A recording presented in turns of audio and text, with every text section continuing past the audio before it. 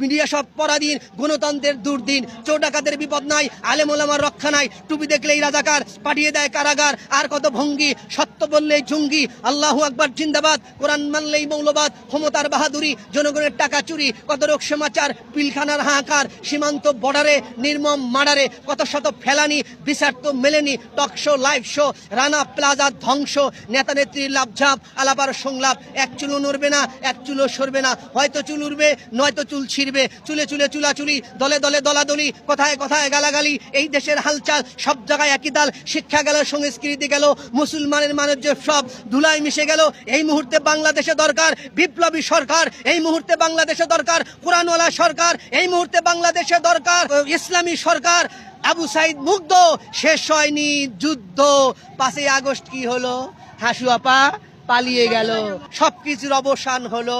মুখে আল্লাহর নাম বলো, নারায়ে তাকবীরের স্লোগান ধরো, সবাই মিলে দেশ গড়ো, লিল্লাহে তাকবীর, আল্লাহু আকবার। বাংলাদেশ জিন্দাবাদ, ইনকিলাব জিন্দাবাদ, বাংলাদেশ জামাত ইসলামী জিন্দাবাদ।